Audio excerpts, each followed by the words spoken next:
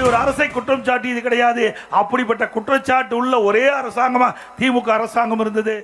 பூச்சி மருந்து ஊழல், அரிசி பேர ஊழல், சர்க்கரை பேர ஊழல், அதே போல இப்படி பல ஊழல். அதே போல வீராணம், அந்த வீராணம் குடிநீர் திட்டத்துக்கு அந்த அந்த ஊழல், வீரான ஊழல். இன்னைக்கு அந்த பைப்பெல்லாம் காட்சி அளிக்குது.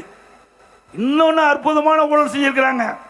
அதுல வந்திருக்குது செய்தி, அந்த சர்க்கரையெல்லாம், சர்க்கரை பேர ஊழல்ல சர்க்கரை மூட்டையெல்லாம் சர்க்கரையெல்லாம் எறும்பு தின்னுட்டுது. என்ன தின்னுட்டுது? எவ்வளவு பச்சை போய் அப்படி அறிக்கை தாக்கல் பண்ணியிருக்காங்க திமுக அரசாங்கம். பிறகு அந்த சாக்கு, அந்த சக்கரை மூட்டில் இருக்கிற சாக்கெல்லாம் கரையா அரிச்சிட்டு, இப்படி விஞ்ஞான முறைப்படி ஊழல் செய்கின்ற ஒரே அரசாங்கம் திமுக அரசாங்கம், திமுக கட்சி.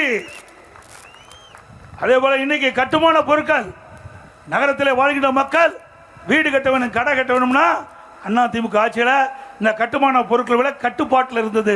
நீங்க பாத்தீங்கன்னா எம்சாண்ட் அண்ணா திமுக ஆட்சியில் 3000 ஒரு யூனிட், இன்னைக்கு திமுக ஆட்சியில் 6000 ரூபாய்க்கு விற்குது. 100% உயர்ந்து விட்டது. ஒரு யூனிட் ஜல்லி அண்ணா திமுக ஆட்சியில் 2000 ரூபாய், இன்னைக்கு திமுக ஆட்சியில் 5500 ரூபாய். சுமார் ஒரு யூனிட்டுக்கு 3500 ரூபாய் உயர்ந்து விட்டது. ஒரு டன் கம்பி அண்ணா திமுக ஆட்சியில் 40,000, இன்னைக்கு திமுக ஆட்சியில் ஒரு டன் கம்பி 65,000 விற்குது. ஒரு செங்கல் அண்ணா திமுக ஆட்சியில் 8 ரூபாய்க்கு விற்றது, இப்போ 12 ரூபாயிலிருந்து 13 ரூபாய்க்கு விற்குது. சிமெண்ட் ஒரு மூட்டை 240 ரூபா அண்ணா திமுக ஆட்சியில், இன்றைக்கு ஒரு மூட்டை சிமெண்ட் 300 ரூபாயிலிருந்து 400 ரூபாய் 350 ரூபாய்க்கு விற்குது. இப்படி கட்டுமான பொருட்கள் விலை இன்றைக்கு விண்ணை முட்டிக்கிட்ட அளவுக்கு உயர்ந்து போச்சு. இனி யாருமே நிஜத்தில் வீடு கட்ட முடியாது, கனவுல வீடு கட்டி மகிழ்ந்துக்கலாம் இந்த ஆட்சி இருக்கின்ற வரை.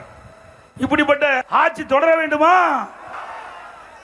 அது மட்டும் இன்னைக்கு 1000 சதுரடி இன்னைக்கு நகராட்சி பகுதியில் வீடு கட்டணும்னா, இன்னைக்கு மாநகராட்சின்னு பார்த்தீங்கன்னா கிட்டத்தட்ட அண்ணா திமுக ஆட்சியில் 37,800 ரூபாய் அதுக்கு கட்டணம் செலுத்த வேணும். இந்த பிளான் அப்ரூவ்னு சொல்லுவாங்க. அந்த கட்டட அனுமதிக்கு மாநகராட்சி பகுதியில் 1000 சதுரடிக்கு 37,800. திமுக ஆட்சியில் கிட்டத்தட்ட 1,08,000 ரூபாய் மாநகராட்சி பகுதியில் கட்ட வேணும். நகராட்சி பகுதியில் எடுத்துக்கிட்டா அண்ணா திமுக ஆட்சியில் 37,000 ரூபாய் பிளான் அப்ரூவ்டு கட்டணம். அந்த கட்டட அனுமதிக்கு கட்டணம் 37,000 ரூபாய். 1000 சதுரடிக்கு திமுக ஆட்சியில் 74,000 ரூபாய் கட்டணும். 100% ஏறி போச்சு. எப்படி மக்கள் இந்த கட்டணம் கட்ட முடியும், வீடு கட்ட முடியும், கடை கட்ட முடியும்? அது மட்டும் இல்ல, திராவிட முன்னேற்ற கழக தேர்தல் அறிக்கையில் வெளியிட்டிருக்கிறாங்க, கட்டுமான பொருட்கள் விலை ஏறிக்கிட்ட பொழுது அதை இன்றைக்கு அத்தியாவசிய பட்டியலில் சேர்க்கப்பட்டு விலை குறைக்கப்படும் என்ற அறிவிப்பை திராவிட முன்னேற்ற கழகம் வெளியிட்டது.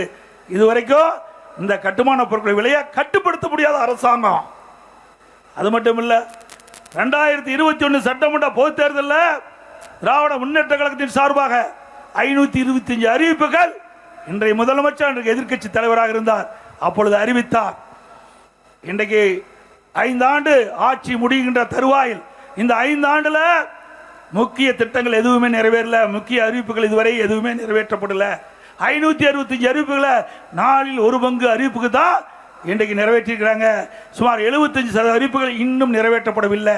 அத்தனையும் பொய் சொல்லி மக்களை ஏமாற்றி கவர்ச்சிகரமாக பேசி ஆட்சிக்கு வந்த பிறகு மக்களை மறந்த அரசாங்கம் திமுக அரசாங்கம். முக்கியமான அறிவிப்பு, நம்முடைய இளைஞர்கள் மாணவர்கள் கல்வி கடன் வங்கியில வாங்கியிருக்கிறாங்க. திமுக ஆட்சிக்கு கல்வி கடன் ரத்து பண்ணாங்களா? கிராமப்புறம் 100 நாள் ஏழை திட்டம் 150 நாள் உயர்த்தினாங்களா?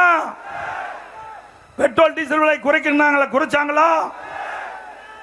மாதந்தோறும் கேஸ் சிலிண்டருக்கு மானியம் 100 ரூபாய் கொடுத்தாங்களா? நீட் தேர்வு ரத்துனாங்க. நீட் தேர்வு ரத்தாவதற்கு ரகசியம் இருக்குன்னு சொன்னாங்க. அந்த ரகசியத்தை போன கூட்டத்தொடரில் முதலமைச்சர் சொன்னார், உச்ச நீதிமன்ற தீர்ப்புனால நாங்க நீட் தேர்வுக்கு விலக்களிக்க முடியாது என்று ரகசியத்தை போட்டு உடைச்சிட்டார். ஆக நிறைவேற்றினாரா? அத்தனையும் பொய்.